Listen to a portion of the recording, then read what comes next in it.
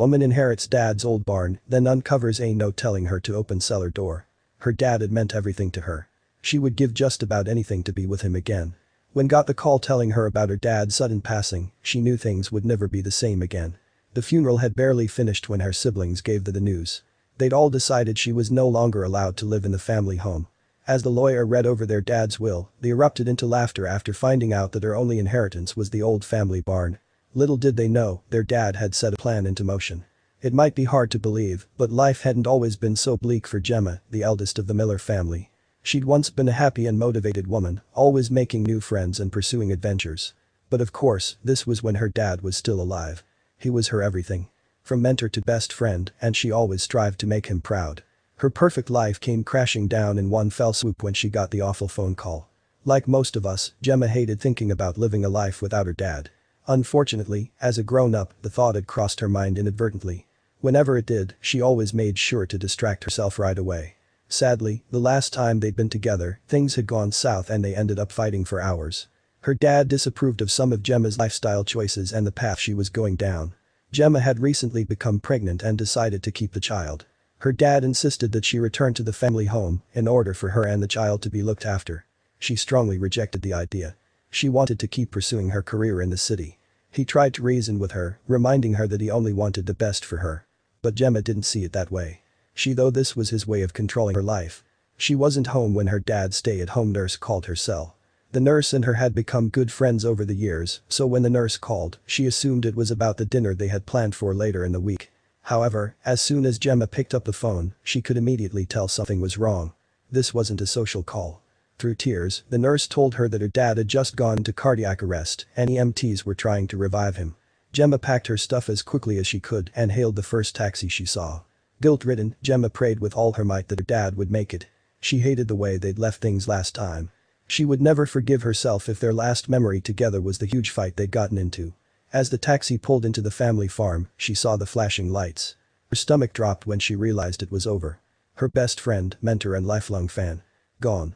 The following days were a blur for Jemma, struggling to cope with a constant state of grief and guilt. Hours were blending into days, days into weeks. She hadn't showered in weeks. She could barely eat anything. One night, she snapped back into the harsh reality as the family lawyer called her name. He was standing in the family home living room with her dad's will in hand. Although Jemma's dad wasn't the wealthiest in town, he had quite a few luxurious homes around the county worth millions. The family lawyer read the will to the Miller children, dividing up the properties among Jemma and her 3 siblings. She was sure she would get a home. He had so many and she had always been her dad's favorite child after all. As the lawyer got to the end of the will, Jemma quickly realized this wasn't the case. To say that Jemma's relationship with her siblings wasn't the best would be an understatement. Throughout their entire childhood, she couldn't recall a time where they'd gotten along. Her brothers always hated the fact that she was dad's favorite child. She couldn't blame them. They were both high school dropouts with no goals or ambitions. Jemma, however, had worked her way through college and was now an assistant veterinarian in town. Despite all of their differences, Jemma loved her brothers. They were family after all. But sadly, she always suspected that they didn't love her back. And soon, she would see their true colors. Her dad's will was clear. He had left everything to her siblings. The only thing she had inherited was an old rotting barn in the back corner of the property. The lawyer was still walking out of the family home towards his car when they kicked her out. They didn't care that she was 3 months pregnant or that she was their blood and flesh. They got drunk, laughing, yelling and throwing things at her from inside the family home. The bitter end. Jemma's siblings had now decided to throw a party in their new home. Jemma watched as car after car pulled up, drunk people getting out and walking into her childhood home to party. Furious, she stomped back in to give her brothers a piece of her mind. They stared at her for a few seconds before burning out in laughter while dragging her out of the house. "Dad's no longer here to protect you," they said, cheered. "Go to your barn and sleep there." Heartbroken, Jemma pulled herself up from the ground, limping away.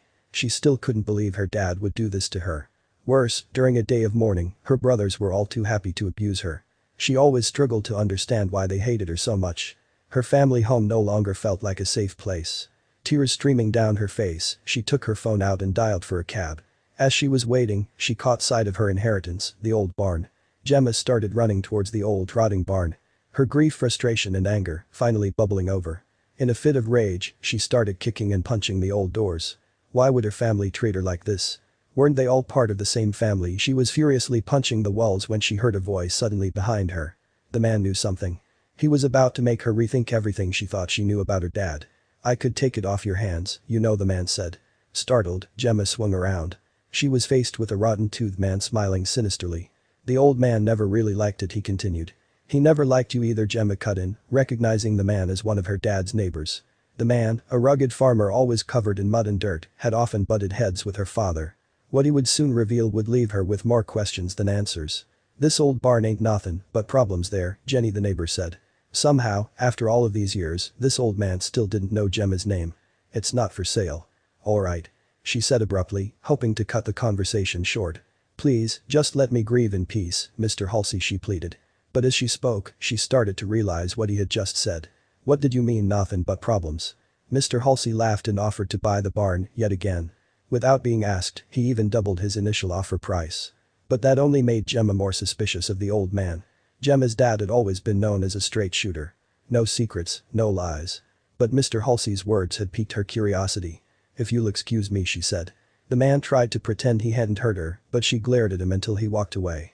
Jemma was determined to find out what he was talking about and why he was so eager to buy this old rotted barn. Jemma slowly pushed the heavy barn doors open and stepped in. The air was heavy with dust and the stench of farm animals.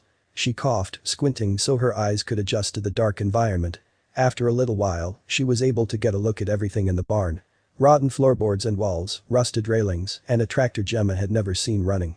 At first glance, the place looked like any other old, abandoned barn. But Jemma couldn't shake the feeling that there was something more than what met the eye. Very quickly, her grief had been replaced with a burning curiosity to explore the dusty barn. She flipped on her cell's flashlight and began moving in between old farm equipment. Jemma was now in the milk house, which had always been a favorite of her dad's when she was younger. As she turned the corner, she noticed something tucked into the wall. She approached slowly to check it out. Jemma carefully reached for it, a piece of folded paper, carefully wedged into the rotting wooden panels. Outside, she could still hear her brother's party raging on. She teared up a little, remembering how they had laughed at her barn and cheering when they realized she hadn't gotten any of his fortune. Jemma wiped the tears away as she unfolded the paper. She had no idea that her life was about to change. The paper was a note written in her dad's handwriting. It felt quite old, which didn't make sense. How could it possibly have survived the harsh seasons in the barn? As she opened it, she staggered back, once realizing the note was addressed to her. He began the letter by expressing his undying love for her and her brothers, saying they meant the world to him. But that was only the beginning. The letter was long. It went on to express his fear of Gemma's brothers falling into bad habits when he was no longer around. He asked Jemma to build a life for herself, knowing she was more than capable. At the very bottom of the handwritten note, a section mentioned a hidden cellar door in one of the barn stalls. He had unlocked it and wanted Jemma to explore, saying he'd hidden a cupcake for her to find as a parting gift. As she read the part about cupcakes, she got goosebumps. It brought back memories of her youth. Her dad had always hidden cupcakes for her in the house, like a fun treasure hunt. 9 out of 10 times, the cupcakes weren't actually cupcakes, but actually things like storybooks, novels and maps. Cupcake had always been their secret code word for treasure. Jemma didn't waste a second. She turned quickly, heading straight for the barn's furthest stall. After searching for a few minutes, Jemma found the cellar door, hidden under piles of dry hay and straw. The hinges were rusted, and the handle was covered in gross gunk. But Jemma was too excited to care. She heaved the door open with both hands, grunting as she used all of her strength to pry the old door open. She shone her flashlight into the darkness. Her eyes went huge when she saw it. A long hallway stretched into the darkness in front of Jemma. She looked at her dad's note, wondering if she could actually follow through with his last wishes. She gulped nervously. Could she bring herself to do this? The noises outside were louder now, the partygoers making fun of Jemma and her bad luck. That in itself gave her the courage she needed to see this through to the end. As she got to the end of the dark hallway, she was met with a staircase heading down. She slowly took her first step down the staircase, shining her light all over. As she made her way down, cobwebs kept getting stuck in her hair, even though she tried to bat them away. By the looks of it, it had been a long time since anyone had been down here. As Jemma kept going, she eventually realized that unlike the barn above, made out of wood, this place was concrete and stone. The walls were crisp white, layered with dust. Her survival instinct was screaming for her to turn back, get her brothers, or even sell the barn to Mr. Halsey. But she fought the urge. She couldn't stop now. The aspiring veterinarian slowly made her way to the bottom down, trying to analyze everything carefully. It was obvious that this place had been sealed for a while, given how dusty it was, and that no one in her family knew about it. Jemma continued exploring. She wasn't expecting to find much down here, but the idea of a possible hidden treasure made her heart beat faster. She had no idea what secrets her late dad had kept from her and her siblings. After getting to the bottom of the staircase, Jemma was standing in a large room. She took a second to take it in. The room almost reminded her of an old bank vault. As she made her way to the far end of the room, she saw it. She stared in shock, suddenly unable to move. Her chest tightened, and her mouth ran dry. How could her dad have hidden something like this from his own family? Jemma thought she'd known her dad very well. She had been his confidant in his later days, and he'd opened up about so much to her. But he had never mentioned this in all of his stories. Suddenly, Jemma felt nauseous. She couldn't tell if it was fear or excitement. As she looked around the room, one thing became extremely clear. Her dad wasn't the person she'd always been led to believe. When we are young, we all think our parents are heroes. The thought of them being evil or dangerous never crosses our minds. As it turns out, sometimes they live secret double lives, hiding in plain sight. Tonight, Jemma was about to discover the truth. "Cupcake," she whispered.